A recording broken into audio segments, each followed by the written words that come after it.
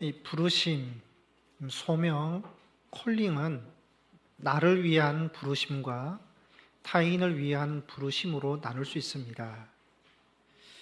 먼저 나를 위한 부르심입니다.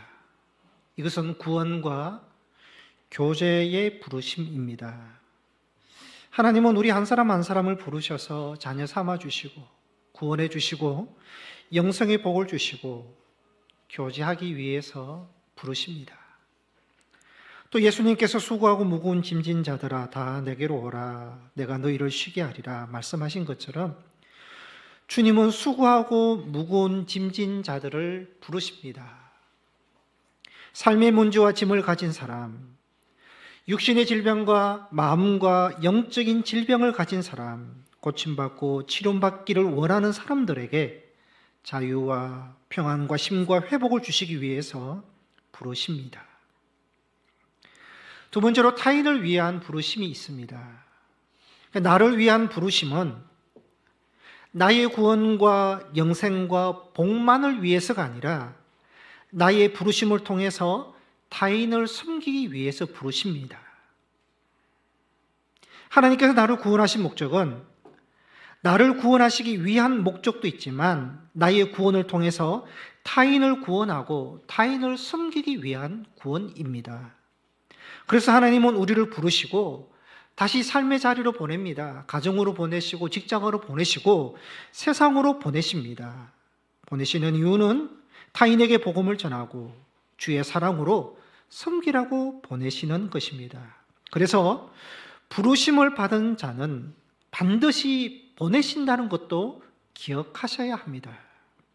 이와 같이 부르심에는 나를 위한 부르심, 내적 소명과 타인을 위한 부르심, 외적 소명이 있습니다.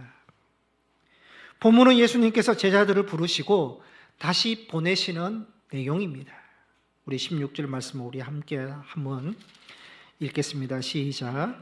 보라, 내가 너희를 보냄이 양을 이리 가운데로 보냄과 같도다. 그러므로 너희는 뱀같이 지혜롭고 비둘기같이 순결하라. 아멘. 예수님은 제자들을 세상에 보내시면서요, 양과 이리로 비유하셨습니다. 주님의 부르심을 받은 사람은 누구냐? 양이라고 하십니다.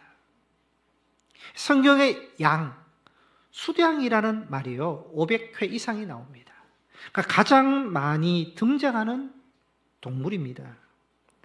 창세기 4장에 보면요, 아담의 아들 아벨을요 양치는 사람으로 소개하고 형 가인은 농사하는 자로 소개합니다. 양은 아벨 때부터 거의 창조 시작부터 나오는 동물입니다. 이 양은 인간에게 굉장히 유용한 동물입니다. 음식, 고기로 사용되고요. 젖, 우유로 사용되고, 양의 털은 의복으로 사용되고, 가죽은 담요로도 사용되고, 또 튼튼한 천막에 사용됩니다. 순양의 뿔을 사용해서요, 성경에 나오는 양각 나팔을 만들어서 악기로도 사용합니다. 그러니까 양은 인간에게 필요한 모든 것들을 제공하는 유용한 동물입니다. 그리고 양은 유순한 동물입니다. 대부분 동물들은요, 자기를 보호하는 무기들을 하나씩 다 가지고 있습니다. 날카로운 이빨, 발톱, 뿔을 가진 동물이 있고요. 빨리 달릴 수 있는 튼튼하고 날렵한 다리를 가진 동물이 있고, 얼룩말은 뒷발질이라도 잘해서요, 자기를 보호합니다. 그런데요, 양은요, 자기를 보호할 수 있는 무기가 아무것도 없습니다. 공격적이지도 않고 늘 당하기만 하는 동물입니다. 그런데도 이 양은요, 아벨 때부터, 인류 시작 때부터 지금까지 생존하고 있습니다. 동물 세계를 보면 강한 공룡이나 맹수들은요, 다 소멸되고 멸종 위기에 있지만 약합니다, 도망다닙니다, 잡힙니다, 먹이가 되는 그런 양이나 온순한 동물들은요, 멸종도 되지 않고요, 더 번성이 됩니다. 강한 동물보다 약한 동물들, 죽이지도 않고 공격하지도 않고 풀만 먹는 동물들, 서로 화평을 이루는 동물들은요, 더 번식력과 생존력이 강합니다. 여러분, 사람도 그렇지 않습니까? 강한 사람, 차가운 사람은 부러집니다. 그러나 부드러운 사람, 온유한 사람, 따뜻한 사람, 화평을 이루는 사람은요, 오래 갑니다. 평안을 이루어야 된다는 것이죠. 그리고 양은 목자 없이는 살 수 없는 동물입니다. 시력이 나쁩니다. 방향 감각이 없습니다. 풀을 뜯어 먹다가도 길을 잃어버립니다. 양은 목자의 소리를 듣고 그 소리에 따라갈 때 살 수 있고 절대 혼자서는 살 수 없습니다. 다윗은 여호와는 나의 목자시니 내게 부족함이 없다 고백합니다. 여호와를 자기의 목자로 나는 양으로 그렇게 고백하는 양의 신앙을 가졌습니다. 여러분, 양의 신앙은요, 목자의 보호와 인도를 받아야 살 수 있다는 신앙입니다. 양이 목자 없이는, 목자의 음성을 듣지 않고서는 살 수 없듯이 성도 역시 목자이신 하나님 없이는 살 수 없는 존재다. 하나님 없이는 아무것도 할 수 없는 존재, 연약한 존재임을 고백하는 양의 신앙을 가져야 합니다. 예수님은 양인 제자들을 이리 때와 같은 세상으로 보내신다 하셨습니다. 여러분, 양을 이리 때에게 보냅니다. 어떻게 되겠습니까? 이리가 양을 보호하겠습니까? 괴롭힘을 당하고 찢기고 먹히고 죽습니다. 근데 예수님께서 제자들에게 너희를 이리 가운데 보내도록 하셨을 때 제자들은요, 세상이 어떤 세상인지 잘 알고 있습니다. 왜냐하면 제자들은 어릴 때부터 예수님을 믿은 것이 아니라 성인이 되었을 때 제자로 부름을 받습니다. 제자로 부름받기 이전에 이미 세상에 살았던, 세상에 너무 익숙했던 자들입니다. 세상의 가치관과 세상에 물들어 있던 자들, 세상이 어떤 곳인지 알았던 사람들입니다. 세상은 돈과 힘과 권력에 굴러가는 것이고 부정과 불의, 욕망과 쾌락과 제약이 가득한 세상인 줄 제자들은 알았습니다. 그래서 예수님께서 너희를 이리 가운데 보낸 것 같다 그렇게 하셨을 때 자기들이 가는 세상이 어떤 곳인지 이미 알았기 때문에 이 예수님의 말씀이 이해가 되었습니다. 빌립보서 2장 15절을 보시면요, 어그러지고 거스르는 세대 가운데서 그렇게 말합니다. 바울은 세상을 어떻게 말한가 하면 어그러지고 거스러지다 그렇게 말합니다. 어그러지다는 말은요, 구부러지고 뒤틀리다는 뜻이고요, 거스르다는 말은 왜곡되다, 그르치다, 타락하다라는 뜻입니다. 그러니까 바울은 세상을 어그러지고 거스르는 세상, 악하고 왜곡된 세상, 삐뚤어지고 타락한 세상이라 그럽니다. 예수님은 누가복음 11장에 세상을 악한 세상이라 그러고요, 사도행전 2장에 보면 베드로는 패역한 세대라고 말을 합니다. 성도 역시 영적으로 세상을 보면요, 꽃길 세상이 아닙니다. 장밋빛 세상이 아닙니다. 유혹과 시험이 있는 세상, 우상과 제약이 있는 세상, 욕망과 쾌락이 있는 세상, 사탄이 주관하는 세상, 영적 싸움을 해야 되는 세상임을 성도들도 알고 있습니다. 여러분, 그런 세상에서 성도가 어떠한 자세로 임해야 되겠습니까? 예수님께서 제자들에게 말합니다. 이리와 같은 세상에 너희들을 보내면서 제자들에게 어떠한 자세를 가져야 되는지 말씀하는데 그것이 뱀같이 지혜롭고 비둘기같이 순결하라고 그렇게 예수님께서 말씀을 합니다. 예수님은 제자들에게요, 너희가 이리와 같은 세상에서 갈 때 사자처럼, 호랑이처럼, 곤처럼 강하고 싸워야 된다 그렇게 말씀하지 않고 뱀같이 지혜롭고 비둘기같이 순결하라고 말씀하십니다. 먼저 뱀같이 지혜로워야 한다 말씀하시는데요, 신앙인들은 뱀에 대해서 선입관, 부정적인 선입관이 있습니다. 창세기 3장 1절에 보면 뱀은 여호와 하나님이 지으신 들짐승 중에 가장 간교하니라 했습니다. 성경에 나오는 뱀은요, 에덴 동산에서 하와를 꼬셔서 선악을 알게 하는 나무의 열매를 먹도록 하는 간교한 동물, 아담과 하와가 에덴 동산에서 쫓겨나도록 한 사악한 사탄으로 비추고 있습니다. 그런데요, 이 뱀은 고대로부터는 신성한 동물로 숭배받았습니다. 동양에서 뱀은 다산과 재물을 상징하고 서양에서 뱀은요, 지유와 지혜를 상징하는 동물로 여겼습니다. 뱀은 가장 큰 특징은요, 악조건에서도 생존하는 능력과 지혜가 있습니다. 뱀은 창조 때부터 지금까지 생존합니다. 강한 생존력과 적응력을 가지고 있습니다. 뱀은 굉장히 불리한 조건을 가지고 있습니다. 뱀은 시력이 나쁘다고 합니다. 방어할 수 있는 손과 발 없습니다. 발톱도 없습니다. 날개도 없습니다. 털도 없습니다. 그런데도 신기하게요, 뱀은 산에도 살고 강에도 살고 호수도 살고 논에도 살고 밭에도 살고 사막에도 살고 광야에도 살고 지하에도 살고 땅굴에도 살고 모든 곳에 서식할 정도로 강한 생명력이 있습니다. 그 뱀은 환경을 탓하지 않고 어떠한 환경에도 굴하지 않고 적응하고 생존하는 능력과 지혜가 뱀에게 있습니다.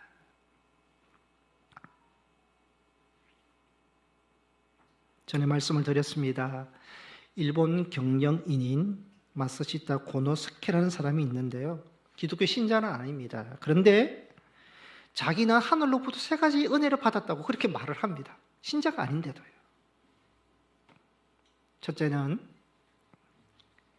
몹시 가난했기 때문에 어릴 적부터 구두 닦기, 신문팔이로 고생하는 사이에 세상을 살아가는 데 필요한 많은 경험들을 쌓게 되었다고 말합니다. 둘째, 태어나면서부터 몹시 아팠기 때문에 항상 운동에 힘써 늙었어도 건강하게 지낼 수 있었다. 셋째, 초등학교도 못 다녔기 때문에, 못 배웠기 때문에 세상의 모든 사람을 다 자기 스승으로 여기고 누구에게나 물어가며 열심히 배우는 일에 게으르지 않았다. 이 3가지가요, 존경받는 경영인이 되게 하는 이유였다. 자신에게는 그런 3가지 은혜가 있었다고 말을 합니다. 여러분, 다르게 볼 수 있지 않겠습니까? 집이 너무 가난했습니다. 태어날 때부터 몸이 약했습니다. 배운 것이 없었습니다. 이건 은혜가 될 수 없습니다. 오히려 불행하게 하는 최악의 조건들입니다. 그런데도 고노스케는요, 자기의 열악한 환경에서도 생존하고 극복하는 뱀의 지혜가 있었던 것입니다. 성도 여러분, 우리 믿음도요, 생존 믿음이 되어야 됩니다. 살아남는 믿음이 되어야 됩니다. 모든 상황, 어떤 환경에서도 끝까지 예수를 붙들고 끝까지 예수를 의지하는 생존 믿음을 가져야 됩니다. 옛날 초대교회 그리스도인처럼 매를 맞고 어떤 고난과 박해가 있어도 정반대에 너무 좋은 일이 있더라도요, 겸손하게 예수를 끝까지 붙들고 의지할 수 있는 믿음, 생존하는, 살아남는 믿음을 우리 모두가 다 소유해야 될 줄 믿습니다. 이번 주 한 주 동안 새벽 기도회 때 히브리서 7장을 보았습니다. 히브리서 배경은 당시 유대교 출신 그리스도인들이 박해와 핍박을 견디지 못해서 예수를 버리고 다시 유대교로 돌아가고 구약의 제사장을 찾고 의지하는 그들에게 히브리서 기자가 히브리서를 썼습니다. 히브리서 기자는요, 히브리서 7장에서 예수님과 구약의 대제사장과 어떠한 차이가 있는지, 예수님이 얼마나 탁월하고 온전한 제사장인지 7장에 쭉 설명을 하는데, 제가 이 말씀을 준비하면서 제가 은혜를 받았습니다. 그래서 이번 주에 7장을 전하면서 새벽 기도 때 나누었던 2가지 예화를 제가 다시 말씀을 드리겠습니다.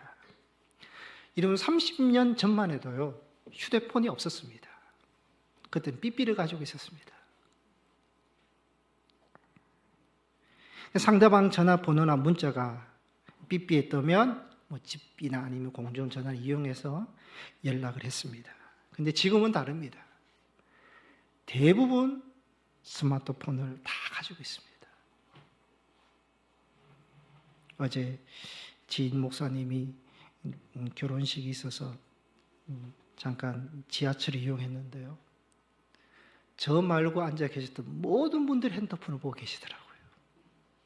그러니까 저는 더 안 보게 되더라고요. 그만큼 스마트폰을 다 가지고 있습니다. 이 스마트폰이 모든 것을 바꾸었습니다. 마음대로 어디에서든지 전화할 수 있고, 문자와 카톡으로 소통할 수 있고, 사진이나 영상으로 저장할 수 있고, 쇼핑도 다 합니다. 은행 갈 일도 없습니다. 영상도 제작합니다. 배우고 싶은 것, 공부하고 싶은 것 스마트폰으로 할 수 있습니다. 다 검색할 수 있고요. 모르는 거 다 물어볼 수 있습니다. 이제 대답도 다 잘해줍니다. 이러한 편리함을 누리고 있는데 여러분 옛날 거 찾겠습니까? 삐삐 찾으시겠습니까? 히브리서 기자가 말합니다. 영원한 제사장, 온전한 제사장이 예수님이 계시는데 그 예수님이 오셔서 우리에게 더 좋은 소망을 주시고 더 좋은 구원과 은혜를 베풀어 주시는데 너희가 핍박과 박해가 있더라도 주어진 환경에서 인내하지 못하고 왜 구약으로 돌아가느냐? 왜 옛날 제사장을 찾느냐? 다른 것에 얼쩡얼쩡거리지 말고 기웃거리지 말고 어떠한 환경에서도 예수님을 붙잡아야 된다. 예수님만을 의지해야 된다. 그 말씀을 나누었습니다. 또 하나는요, 여러분 감기 걸리면 동네 병원 갑니다. 병원에서 4일, 5일 처방받고 집에서 쉬면서 그렇게 몸 관리를 합니다. 감기 걸린 것 가지고 대학병원 가지 않습니다. 감기 걸린 것 가지고 일주일 금식하면서 기도하는 사람 아무도 없습니다.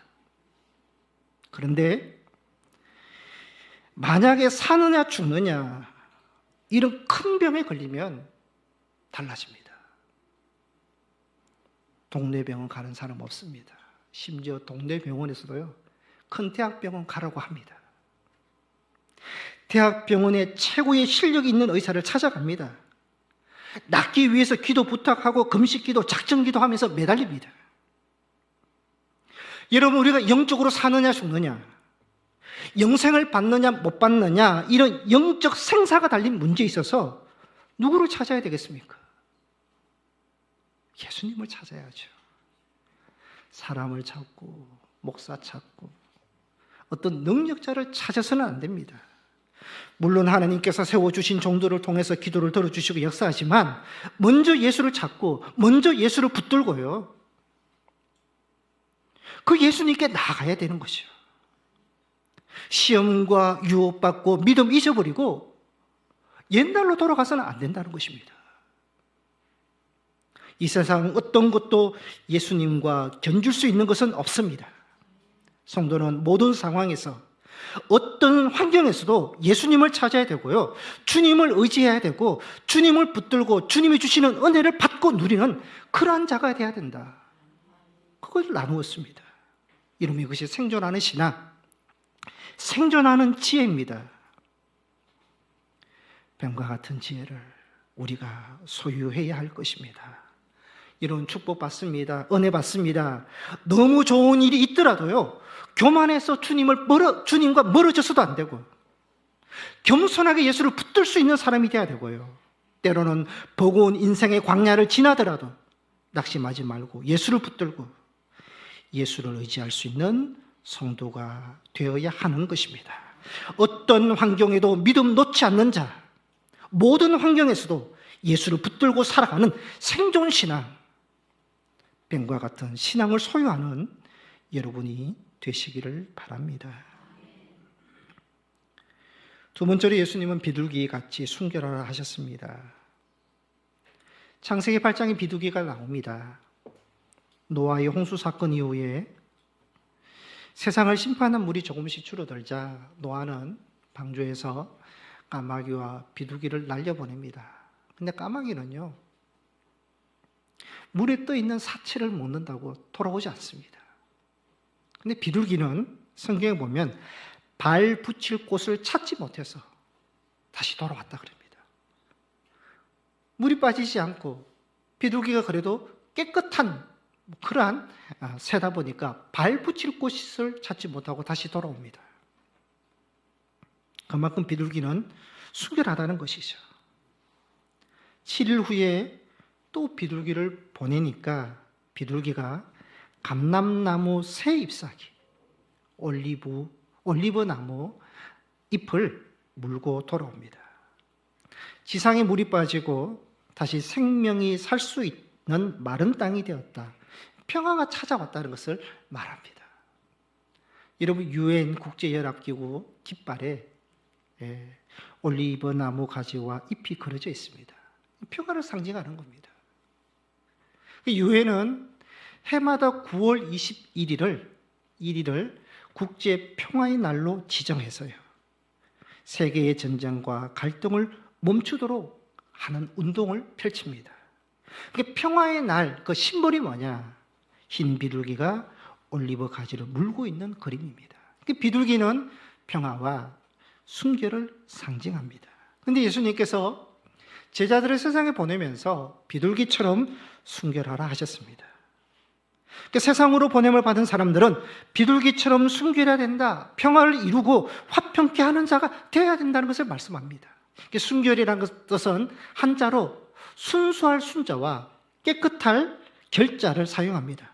그래서 순결은 잡된 것이 섞이지 아니하는, 혼합되지 않는 순수하고 깨끗함을 말합니다. 성도는 세상에서 오염되어서는 안 된다. 악한 것과 섞이거나 혼합되어서는 안 되고 거룩하고 순결해야 된다는 것을 말씀하고 있습니다.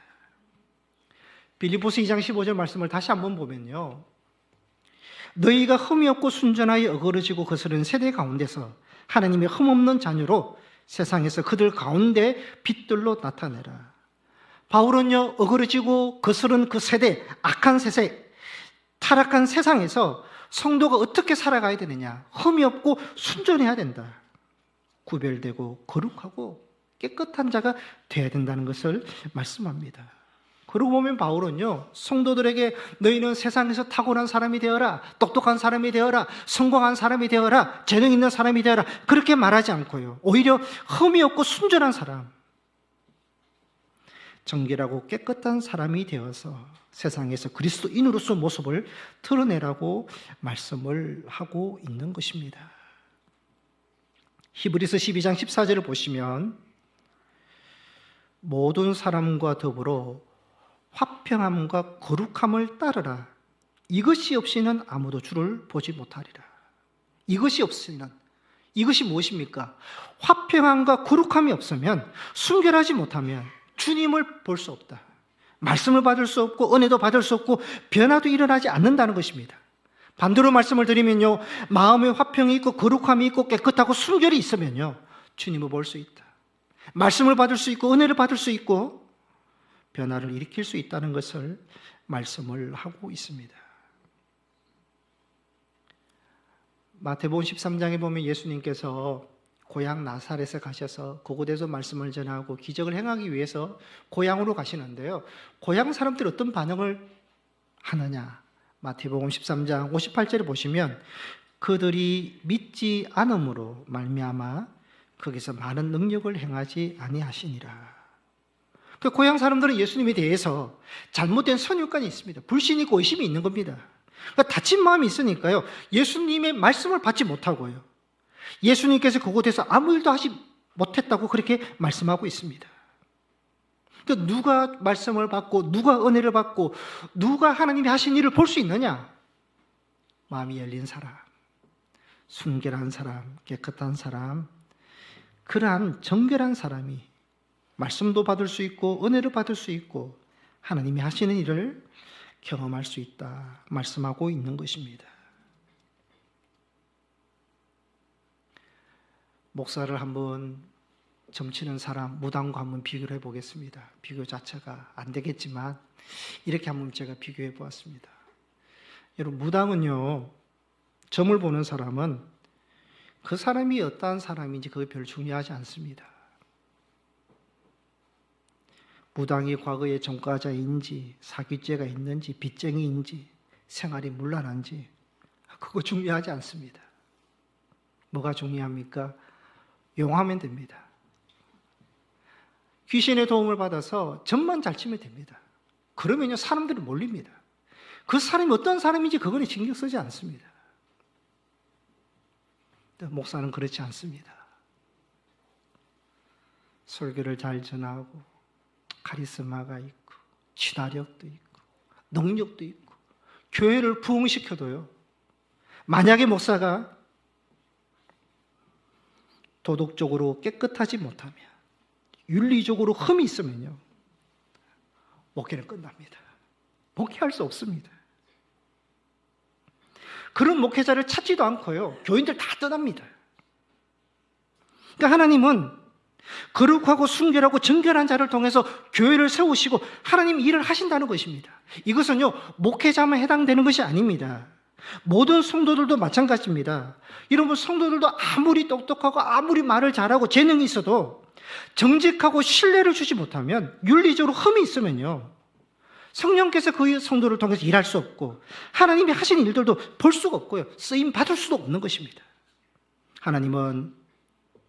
하나님께서 거룩하시기 때문에 거룩함과 순결을 통해서 일하십니다.